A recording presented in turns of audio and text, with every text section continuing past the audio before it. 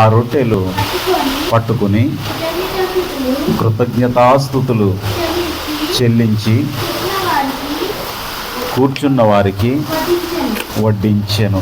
చిన్న ప్రార్థన చేసుకుందాం. దేవుని సహాయం నిమిత్తం చిన్న ప్రార్థన చేసుకుందాం.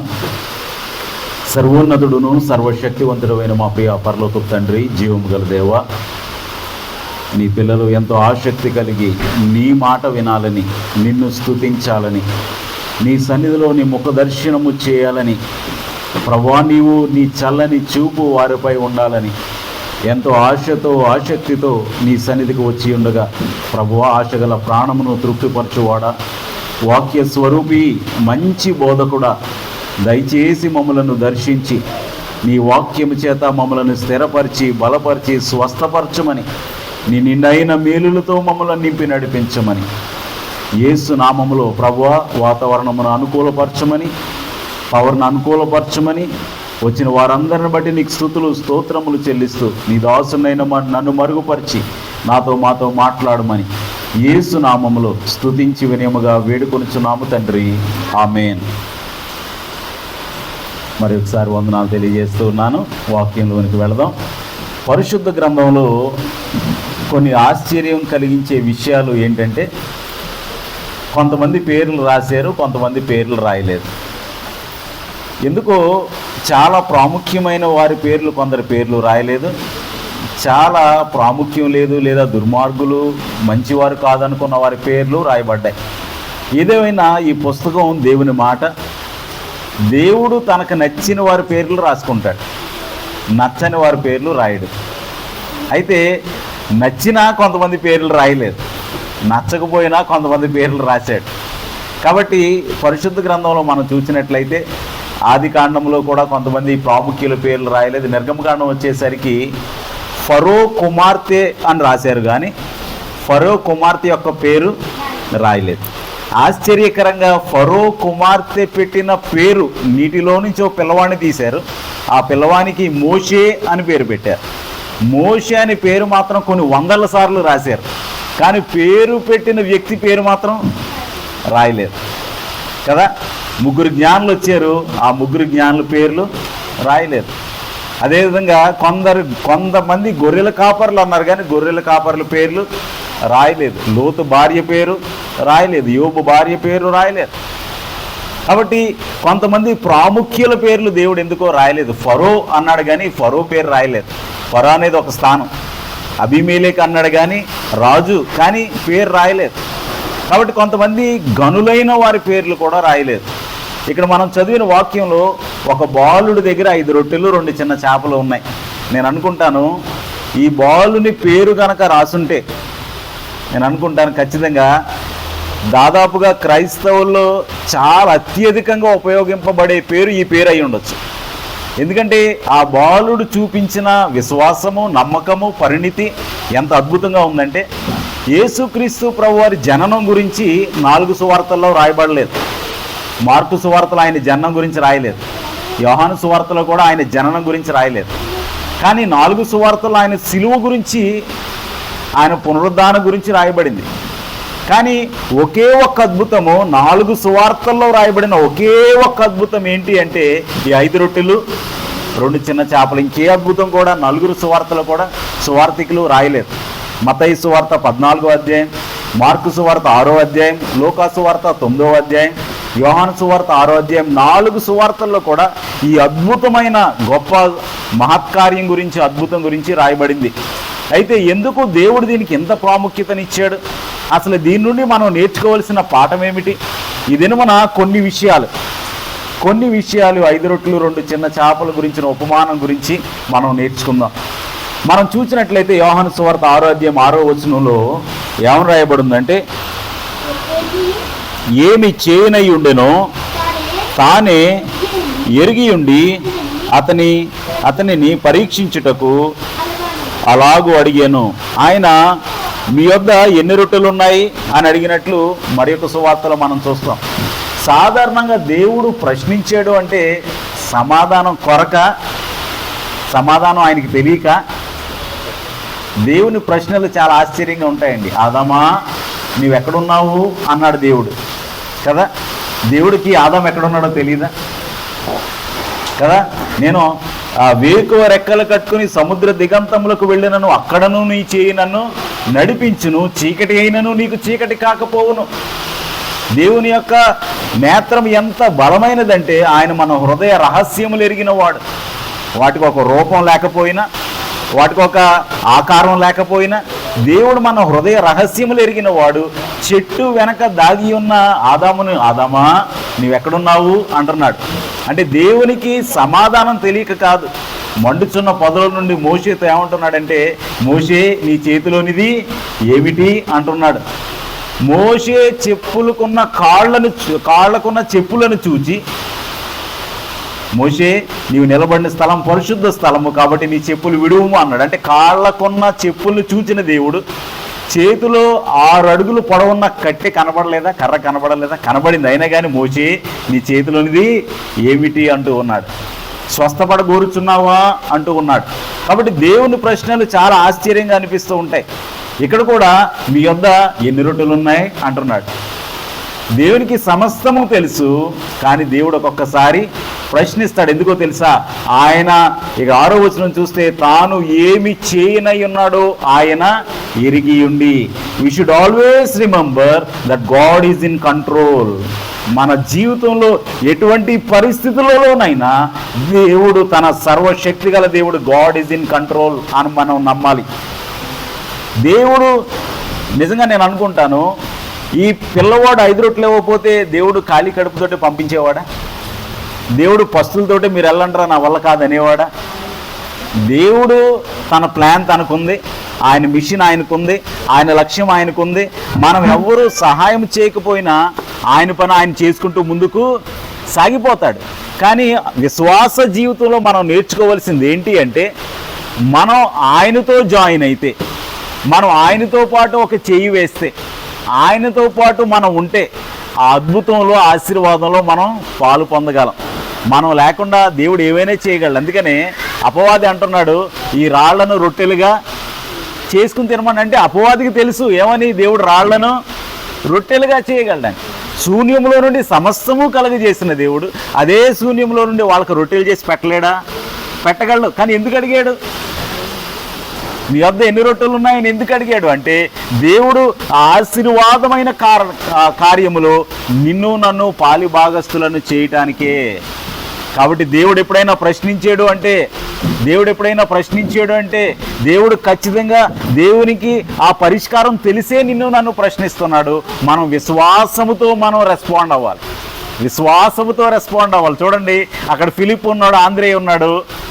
ఇంతమందికి మనం ఏం చేయాలి అని ఫిలిప్ ఏమో లెక్కలేసాడు 200 దేనారాలని. ఆంధ్రే ఏమో ఒక చిన్న పిల్లోడు ఒక ప్యాకేజ్ పట్టుకోవడం చూశాను, అందులో 5 రొట్టెలు 2 చిన్న చేపలు ఉన్నాయి.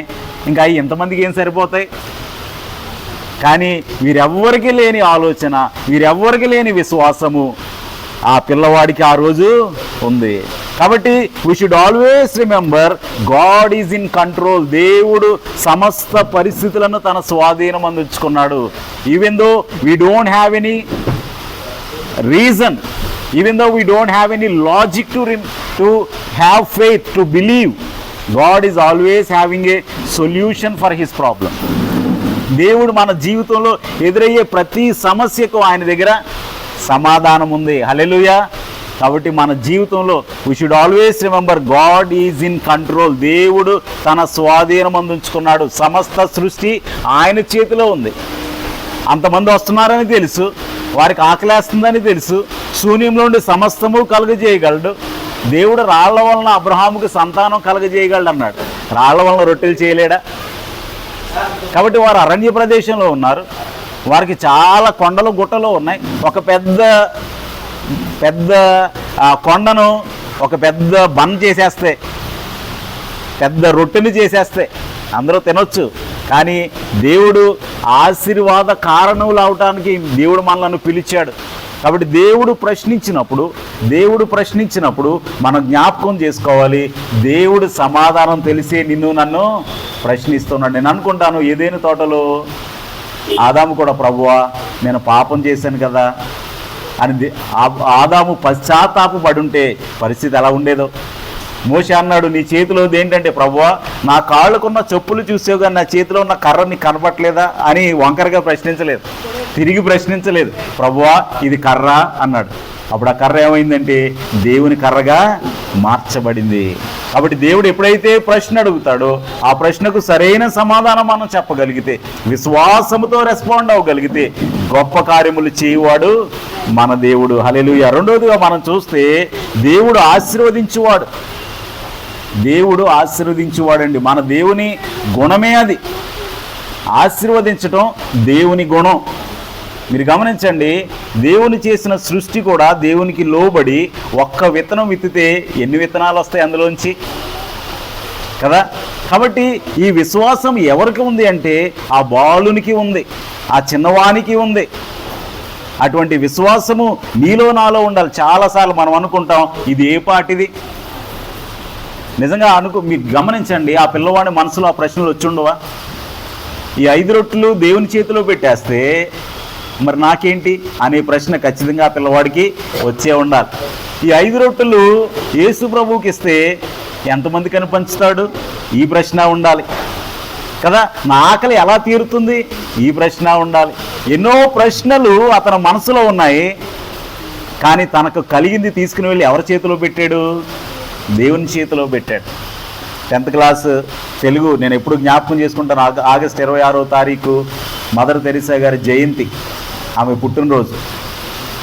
ఆమె యుగోస్లేవియా దేశం నుంచి వచ్చింది. ఏదో చిన్న స్కూల్ టీచర్గా పనిచేస్తూ ఉంది. ఒకరోజు ట్రైన్లో వెళ్తుంటే ఆమెకు ఒక దేవుని స్వరం వినపడింది, నీవు కలకత్తా వెళ్ళి ఏం చేయాలి?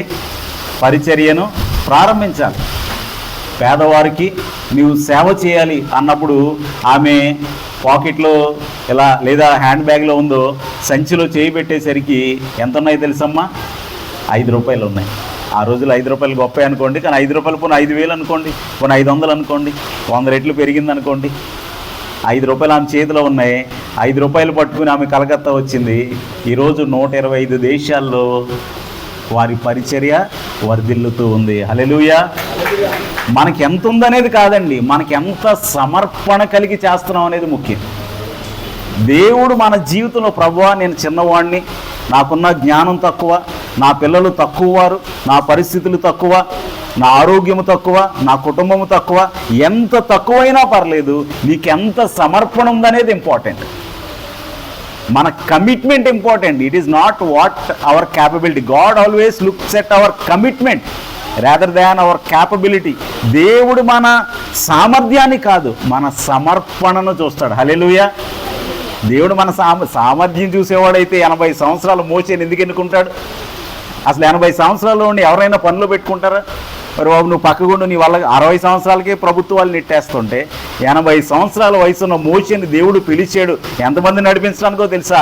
25 లక్షల మందిని. ప్రభు ఈ మోసేనా, వీడు వేస్ట్ ఫెలో ప్రభు, 80 సంవత్సరాలు వచ్చినాయి, వీడి వల్ల ఉపయోగం లేదు ప్రభు, వీడు గొర్రెలు కాయటం తప్ప దేనికి పనికిరాడు ప్రభు అంటాడు. హెచ్ఆర్ దగ్గర నిలబెడితే కదా, ఒక హ్యూమన్ రిసోర్స్ మేనేజర్ దగ్గర నిలబడితే, ప్రభు మోసే ఏంటో తెలుసా? It's a failure case. 40 సంవత్సరాల వయసులో సాధించలేంది ఇప్పుడు 80 సంవత్సరాల వయసులో సాధిస్తాడా? అప్పుడు 6 ప్యాక్ ఉంది, అప్పుడే చేయలేనోడు ఇప్పుడు కదా. ఇప్పుడు తన శరీర అవయవాలన్నీ ఊడికిపోయినాయి, బలం ఊడికిపోయింది కదా, శరీరం ఇలా ఊగుతూ ఉంది, జవసత్వాలు ఉడికిపోయినాయి. ఇప్పుడు ఈ మోషే ఎందుకు పనికి వస్తాడు అనుకున్నాడు కానీ అంటారు. కానీ మోషే మాత్రం దేవుని సన్నిధిలో తనను తాను సమర్పించుకున్నాడు. God always looks at our commitment rather than our capability. దేవుడు మన సామర్థ్యాన్ని కాదండి, మన సమర్పణను చూస్తాడు. సమర్పణ నీకుంటే సామర్థ్యం ఇచ్చేవాడు మన దేవుడే. హల్లెలూయా, హల్లెలూయా. కాబట్టి మదర్ తెరిసా గారు 5 రూపాయలతో మొదలు పెట్టారు. ఆమెను చనిపోయినప్పుడు బీజేపీ ప్రభుత్వం ఉంది 1998 సంవత్సరంలో. అప్పుడు అటల్ బిహారీ వాజ్పేయి గారు ప్రధానమంత్రి. ఆయన ఏమన్నాడో తెలుసా? భారతదేశము తన తల్లిని కోల్పోయింది అన్నాడు. అబ్బో, భారతదేశం యొక్క తల్లి తెల్లచీర కట్టుకుంటుందా? భారతమాత. భారతదేశం యొక్క తల్లి యుగోస్లావియాలో పుట్టిందా? భారతదేశం యొక్క తల్లి ఒక క్రైస్తవురాలా? ఆయన ఇచ్చిన స్టేట్మెంట్, భారతదేశం తన తల్లిని కోల్పోయింది. ఎంత గొప్ప విజయం దేనివల్ల సాధ్యమైందో తెలుసా? It is only through the commitment what she had. Abraham తనకున్న సమర్పణను బట్టి విశ్వాసులకు తండ్రి అయ్యాడు. మోషే తనకున్న సమర్పణను బట్టి గొప్ప నాయకుడు అయ్యాడు. పేతురు తనకున్న సమర్పణను బట్టి అతని నీడబడితే స్వస్థత కలిగింది. కాబట్టి దేవునికి మనకెంత ఉందనేది అవసరం లేదు. మనకెంత ఉందో దేవుడు మనం ఇన్వాల్వ్ అవ్వకపోయినా చేయగలడు. మనం ఇన్వాల్వ్ అయితే మనకు ఆశీర్వాదం. దేవుడు మన సామర్థ్యాన్ని కాదు, మన సమర్పణను చూచే దేవుడు. 5 రొట్టెలు 2 చిన్న చేపలు చూస్తే ఆ పిల్లవాడు ఒక్క రొట్టె కూడా ఉంచుకోలేదు, ఒక్క చేపను కూడా ఉంచుకోలేదు. ఉన్న 5 రొట్టెలు ఆయన చేతిలో పెట్టాడు, ఉన్న ఒక్క చేప ఆయన చేతిలో పెట్టాడు. దేవుడు వాటిని సమృద్ధిగా దీవించాడు. హల్లెలూయా. మన దేవుడు దీవించే దేవుడు, మన దేవుడు ఆశీర్వదించే దేవుడు. ఆయన దగ్గరికి వచ్చి ఆశీర్వదింపబడిన వారు ఈ లోకంలో ఎవరు లేరండి. చరిత్రలో కూడా అసలు మీరు ఎన్ని పేజీలు తిరగేయండి, ఆయన దగ్గరికి వచ్చి ఆయనకిచ్చి సమర్పణ కలిగి జీవించి ఆశీర్వదింపబడిన వారు ఎవరు లేరు. కాబట్టి మన జీవితంలో కూడా ప్రభువా ఇంతే ఉంది, ప్రభువా ఇంతే చేయగలను, ప్రభువా ఇదే పాటిది అని ఒకవేళ మనం అనుకుంటూ ఉన్నామేమో, కానీ దేవుడు సమర్పణను చూసే దేవుడు. రెండోదిగా ఈరోజు ఒక మ్యాథమెటికల్ ఈక్వేషన్ చెప్పాలని మీ ముందుకు వచ్చాను. ఆ మ్యాథమెటికల్ ఈక్వేషన్ ఏంటి అంటే trust plus sacrifice is equal to blessing. Trust plus sacrifice is equal to blessing. మనం ఎప్పుడైతే నమ్ముతామో, ఎప్పుడైతే త్యాగపూరితంగా మనం జీవిస్తామో, దేవుడు ఖచ్చితంగా దానిని ఆశీర్వదిస్తాడు. We should always trust God. దేవునిని మనం నమ్మవలసిన వారమై ఉన్నాం. ఈ పిల్లవాడు ఏం చేశాడంటే దేవునిని సంపూర్ణంగా నమ్మాడు. 5 రొట్టెలు యేసు ప్రభు చేతిలో పెట్టేశాడు. 5 రొట్టెలు యేసు ప్రభు చేతిలో, 2 చేపలు కూడా యేసు ప్రభు చేతిలో పెట్టేశాడు. అతను నమ్మాడు, అతను పొందుకున్నాడు. ఏంటండి, అతను నమ్మాడు. అతను ఆకలితో వెళ్ళాడా? ఆకలితో వెళ్ళలేదు. నిజంగా గమనించండి, మనకు కలిగింది మన దగ్గరే ఉంచుకుంటే అది మనకు సరిపోవచ్చు, సరిపోకపోవచ్చు. మనకు కలిగిన దానిని దేవునికి సమర్పిస్తే అది మనకు మాత్రమే కాదు, మన చుట్టూ ఉన్న వారందరికీ ఆశీర్వాద కారణం అవుతుంది. ఒక్క పిల్లవాడిని బలి ఇవ్వటానికి అబ్రహాము సిద్ధపడిపోయాడు, విశ్వాసులకు తండ్రి అయ్యాడు. హల్లెలూయా, హల్లెలూయా. ఒక్క పిల్లవాడిని, ఒక్క కొడుకుని, ఆ ఒక్క కొడుకుని ఇవ్వడానికి సిద్ధపడిపోయాడు. ఈ రోజుల్లో యూదులు కానీ, ముస్లిం సోదరులు కానీ, క్రైస్తవులు కానీ ఏమంటారో తెలుసా? గుండెల మీద చేసుకుని మా తండ్రి అబ్రహాము గర్వంగా చెప్పుకుంటారు. అబ్రహామిక్ రిలీజియన్స్ అంటారు వీటిని. అంటే వీళ్ళందరూ కూడా ఒక్కడే ఎందుకు అంత ఘనంగా కీర్తిస్తున్నారు అంటే అతనుకున్న సమర్పణ. కాబట్టి ఒక్క పిల్లవాడిని ఇవ్వడానికి సిద్ధపడిన అబ్రహాము విశ్వాసులకు తండ్రి అయ్యాడు. నీకేం కలిగింది ఈరోజు దేవునికి ఇంకా ఇవ్వకుండా? ఒకవేళ ఇంకా మనకు కలిగింది దేవునికి ఇవ్వలేకపోతూ ఉన్నామేమో, ఒకవేళ దేవుడు మనకిచ్చిన వాటిని దేవునికి సమర్పించలేకపోతూ ఉన్నామేమో. అబ్రహాము నమ్మాడు, విశ్వాసులకు తండ్రి అయ్యాడు. మనం చిన్న చిన్న వాటిలో నమ్మకంగా ఉంటే దేవుడు ఘనమైన వాటిని నీకు నాకు అప్పగించే దేవుడు. We should always trust God. Trust plus sacrifice is equal to blessing.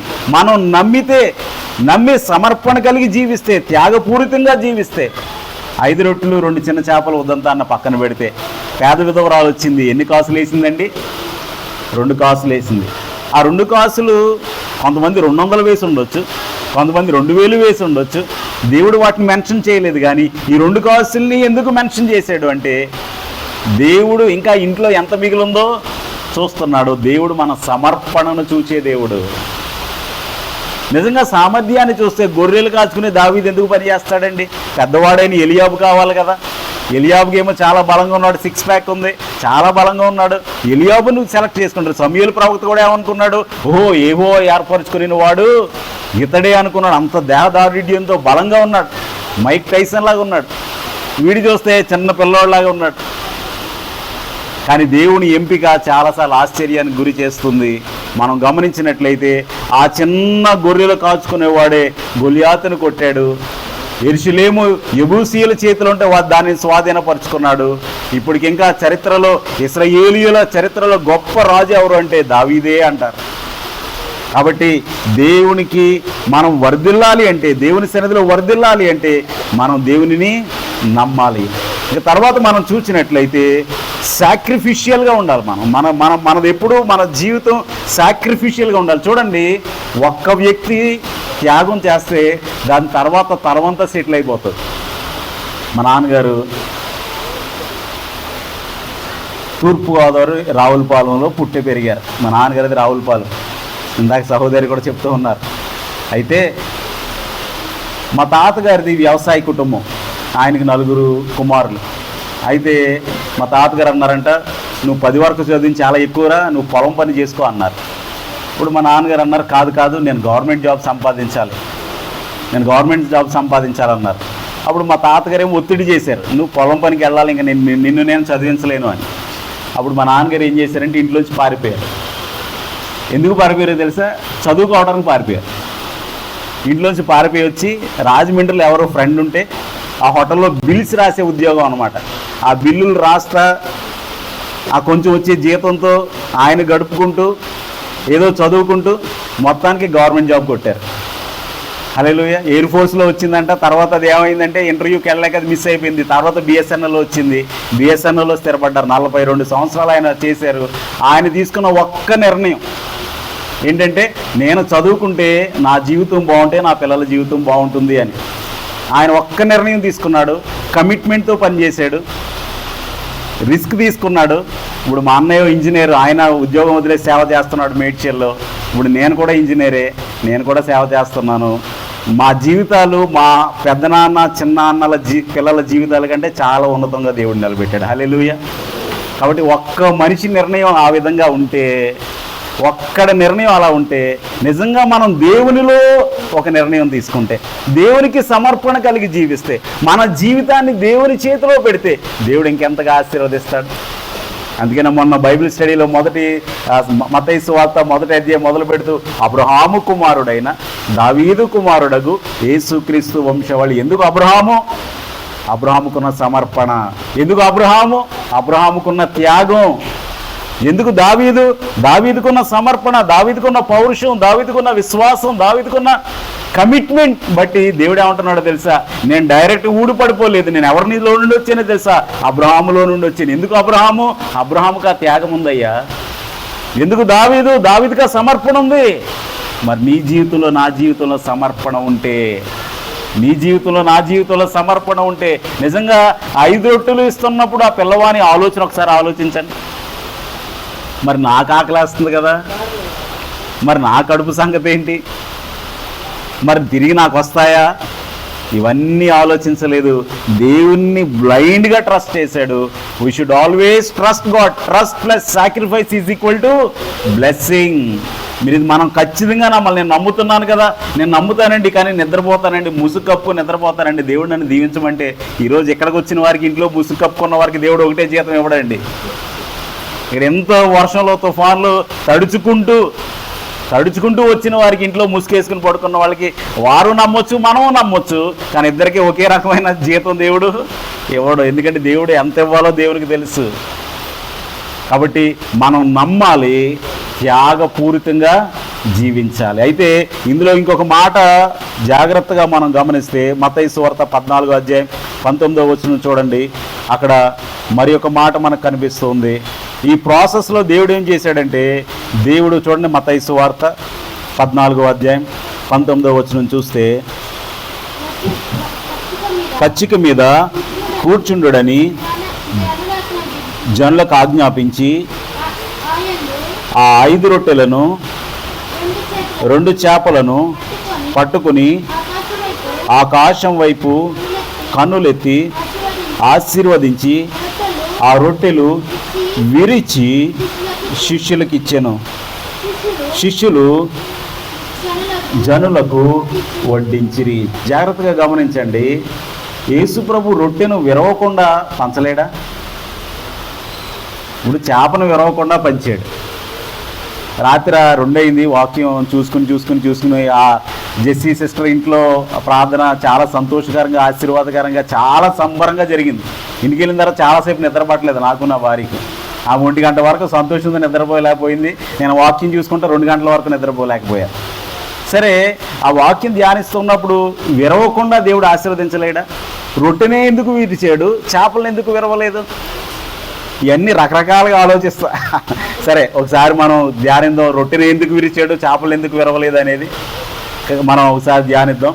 అయితే దేవుడు రొట్టెను విరిచి పంచాడు. విరవబడకుండా ఆశీర్వాదం లేదండి. విరవబడకుండా ఆశీర్వాదం లేదు. కష్టపడకుండా ఫలితం లేదు. ఇప్పుడు ఒక విత్తనాన్ని విత్తుతూ ఉన్నాం. ఆ విత్తనం విరుగుతుందా విరగదా? లోపల నుంచి మొలక రావాలంటే విరిగితేనే. ఆ విత్తనం నేను విరగరండి అంటే మొలక వస్తుందా? మొలకలో నుండి జీవం వస్తుందా? జీవంలో నుండి ఆహారం వస్తుందా? రాదు. విరగకుండా ఏది కూడా పనిచేయదు. భూమి విరుచుకుంటేనే, అది భూమిని చీల్చుకుని పైకి వస్తేనే ఆ మొలకలు ఏముంటుంది? జీవం ఉంటుంది. విరగడం అనేది, breaking is the process of blessing. Hallelujah. ఆయన రొట్టెను పట్టుకుని దానిని విరిచి, ఎందుకు విరవాలండి రొట్టెని? యేసు ప్రభు విరవబడకుండా ఆయన రక్షకుడు కాలేదు. హల్లెలూయా. నీవు నేను విరవబడకుండా విశ్వాసులము కాము. దేవుడు నిన్ను నన్ను విరుస్తూ ఉన్నాడంటే, remember my brother and sister, దేవుడు నిన్ను నన్ను విరుస్తూ ఉన్నాడంటే దేవుడు నిన్ను నన్ను పంచబెట్టబోతున్నాడు, ఆశీర్వదించబోతున్నాడు. హల్లెలూయా. కాబట్టి దేవుడు నన్ను విరుస్తుంటే, ప్రభువా ఎంతో నొప్పిగా ఉంది, నొప్పిగా ఉంటుంది. విరిస్తేనే పంచటానికి అవుతుంది. విరవకుండా మనం పంచబడలేము. దేవుడు నిన్ను నన్ను విరుస్తూ ఉన్నాడంటే ఎందుకో తెలుసా? ఆయన స్వరూపంలోనికి మార్చటానికి, ఆయనకి ఇష్టకరంగా రూపించటానికి, ఆయనకు నచ్చిన రూపం తీసుకురావటానికి, ఆయన నిన్ను నన్ను ఆశీర్వదించడానికే విరుస్తూ ఉన్నాడు. మనం జ్ఞాపకం చేసుకోవాలి. ఆయన నిన్ను విరుస్తూ ఉంటే దేవుడు నన్ను నెక్స్ట్ స్టెప్ ఏంటో తెలుసా? ఆయన చేతిలోకి తీసుకున్నాడు. ఆయన కృతజ్ఞతాస్తుతులు చెల్లించాడు. ఆకాశం వైపు చూచాడు. ఇప్పుడు ఏం చేస్తున్నాడు? చివరిగా విరుస్తూ ఉన్నాడు. ఆయన నిన్ను నన్ను విరుస్తూ ఉంటే నమ్మండి, నెక్స్ట్ స్టెప్ ఏంటో తెలుసా? ఆశీర్వాదమే. హల్లెలూయా. కాబట్టి ఒకవేళ విరవబడిన స్థితిలో నీవు ఉన్నావేమో, ఒకవేళ దేవుడు నన్ను విరుస్తూ ఉన్నాడు అనుకుంటూ ఉన్నావేమో, దేవుడు నన్ను ఎంతగా విరుస్తూ ఉన్నాడు అనుకుంటున్నావేమో, మౌనంగా రోధిస్తున్నావేమో, విరవబడిన తర్వాత ఆశీర్వాదమే. హల్లెలూయా. హల్లెలూయా. ఎప్పుడైనా పే స్లిప్ చూసినప్పుడు మొదట్లో నాకు ఆశ్చర్యం అనిపించేది. డిఏ అని రాస్తారు. డిఏ అంటే ఏంటంటే డియర్నెస్ అలవెన్స్ అంటారు. వాట్ ఈస్ డియర్నెస్ అలవెన్స్ అంటే, బాబు నువ్వు నీ కుటుంబాన్ని విడిచి పెళ్ళయిందా అని అడిగారు. పెళ్ళైంది సార్ అన్నారు. నీ భార్యనికి దూరంగా ఉండి, నీ తల్లిదండ్రులకు దూరంగా ఉండి, నీ కుటుంబానికి దూరంగా ఉండి ఇంత సమయం మా దగ్గర గడుపుతున్నావు కదా, అందుకు మేమిచ్చే పేమెంట్ అది డియర్నెస్ అలవెన్స్. ఒక కంపెనీయే నీవు నేను త్యాగం చేసినందుకు ఇస్తుంటే, ఒక కంపెనీయే మన సమయం వాళ్ళ దగ్గర వెచ్చించినందుకు ఇస్తుంటే, మరి దేవుడు నీ త్యాగాన్ని, నా త్యాగాన్ని, మన సమర్పణను చూసి మనకి ఎందుకు ఇవ్వడు? ఖచ్చితంగా ఇస్తాడు. ఈ లోకంలోనే అది రూల్ అయితే దేవుని దగ్గర. కాబట్టి మనం జాగ్రత్తగా ఆలోచించినట్లయితే, దేవుడు నిన్ను నన్ను విరుస్తున్నాడంటే దానికి కారణం మనం దేవుని చేతిలో ఉన్నామని, మనము దేవుని చేత ఆశీర్వదింపబడుతున్నామని, విరవబడకుండా పంచిపెట్టబడలేమని, విరవబడకుండా మనం ఎవరికి తృప్తి కలిగించలేమని. హల్లెలూయా. విరవబడిన వారే ఆశీర్వాదానికి కారణమవుతారు. అబ్రహాము మొరియా పర్వతం మీద విరవబడ్డాడు, విశ్వాసులకు తండ్రి అయ్యాడు.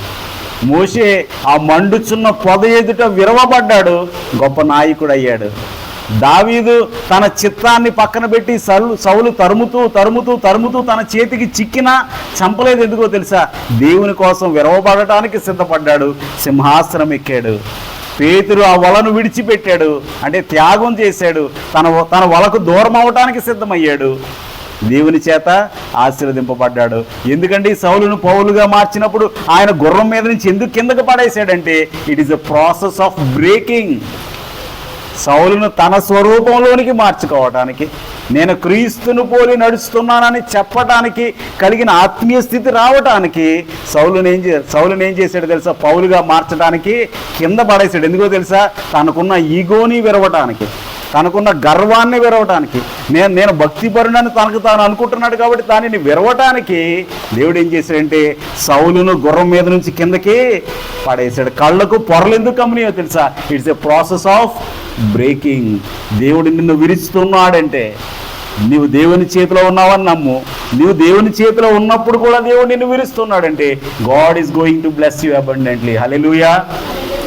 ఎప్పుడైతే మనం దేవుని చేతిలో ఉంటామో, ఎప్పుడైతే మనం నమ్ముతామో, ఎప్పుడైతే సమర్పణ కలిగి జీవిస్తామో, అప్పుడు మన జీవితం అనేక మందికి సంతోషాన్ని ఇస్తుంది, అనేక మంది ఆకలి తీరుస్తుంది, అనేక మందికి ఆశీర్వాద కారణంగా మనం ఉంటాము.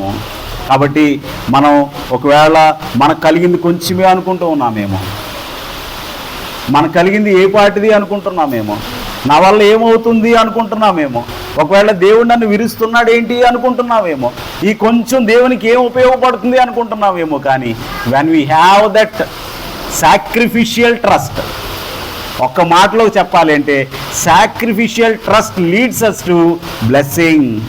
ఒకవేళ 2 మాటల్లో చెప్పాలంటే నమ్మిక ప్లస్ త్యాగం ఈజ్ ఈక్వల్ టు ఆశీర్వాదం. Trust plus sacrifice will lead us to blessing.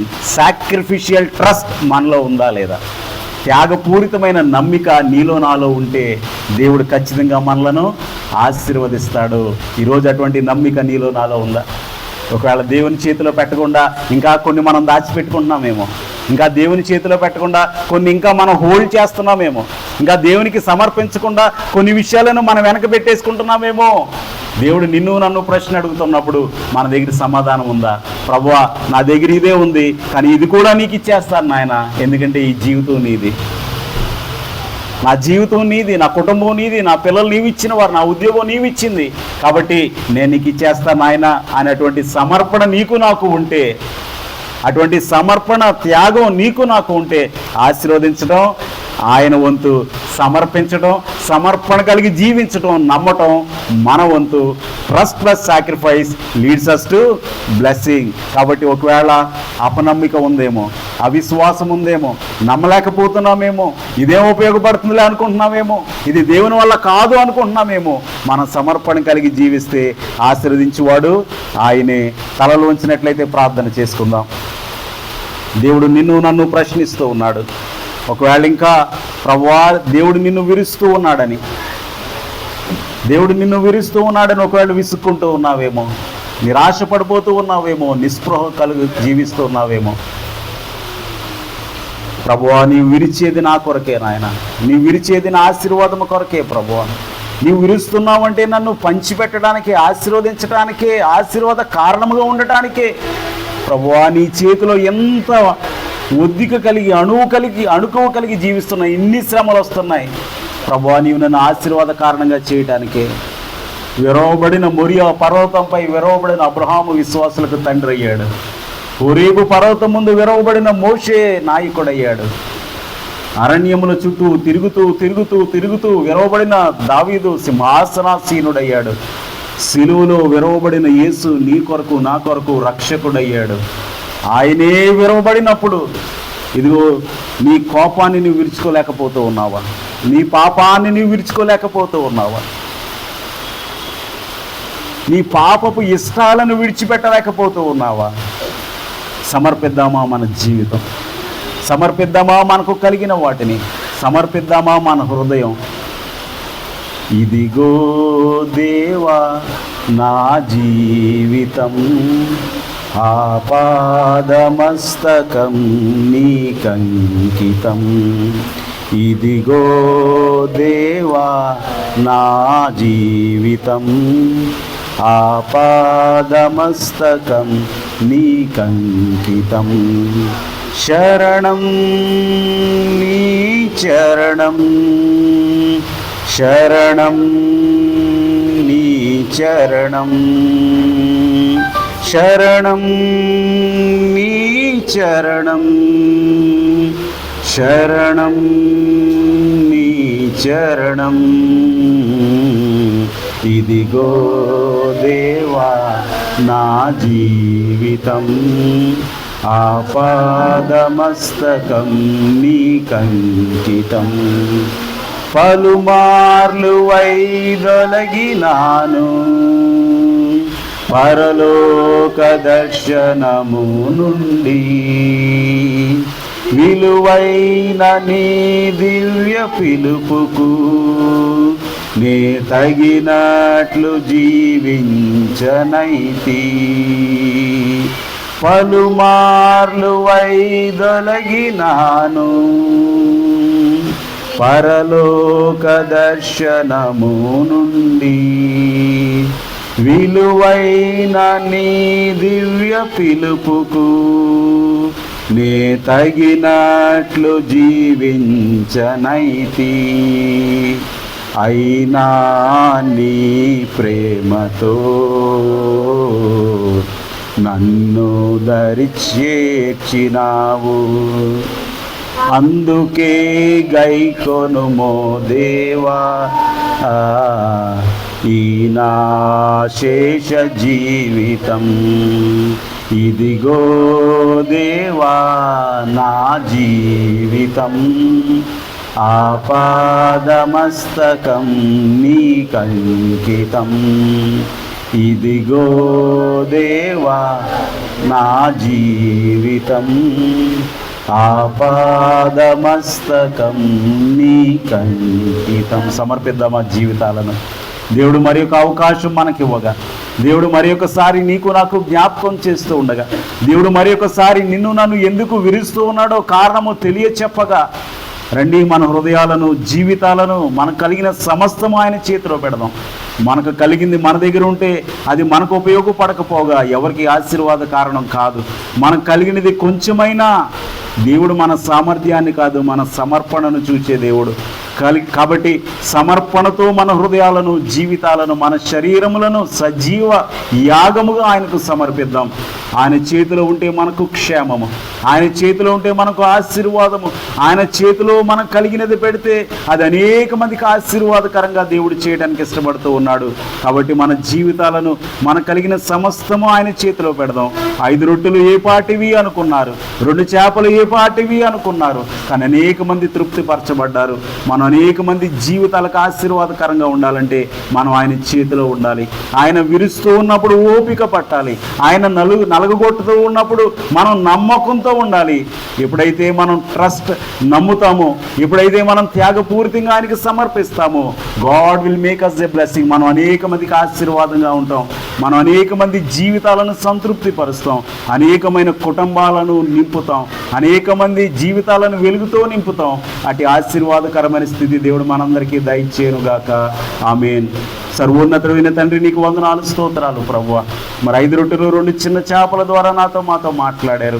అవును ప్రభువా, ఆ బాలుడు ఎటువంటి నమ్మిక కలిగి ఉన్నాడు, ఎటువంటి సమర్పణ కలిగి ఉన్నాడో, ఏ విధంగా నీ చేతిలో పెట్టినప్పుడు నీవు వాటిని ఆశీర్వదించావో, అదేవిధంగా ప్రభువా మాకు కలిగినది కొంచెమైనను నీకు సమర్పించే కృప మాకు దయచేయండి. అటువంటి సంపూర్ణ నమ్మికలోనికి మమ్మల్ని నడిపించండి. అటువంటి సంపూర్ణ సమర్పణ కలిగి, సంపూర్ణ త్యాగముతో ప్రభువా నీ చేతిలో మేము జీవించడానికి, ప్రభువా నీవు మమ్మలను విరుస్తూ ఉండగా నీవు మమ్మల్ని ఆశీర్వదించడానికే, నీ రూపంలోనికి మార్చడానికే, పరలోక రాజ్యం ఇవ్వటానికే, అనేక మందికి ఆశీర్వాద కారణముగా చేయటానికే నీవు మమ్మలను విరుస్తూ ఉన్నావనే సత్యాన్ని గ్రహించి విశ్వాసముతో ముందుకు సాగిపోయే కృప మాలో ప్రతి ఒక్కరికి దయచేయండి. ప్రభువా, ఎంతో ఆశతో, ఆసక్తితో, ఎంత వర్షంలో, తుఫాన్లో కూడా నీ సన్నిధికి వచ్చిన ప్రతి బిడ్డను దీవించి ఆశీర్వదించి 100 ఫలింపచేయమని, నిన్నైన మేలులతో నింపి నడిపించమని యేసు నామములో స్తుతించి వినయముగా వేడుకొనుచున్నాము తండ్రి. ఆమేన్.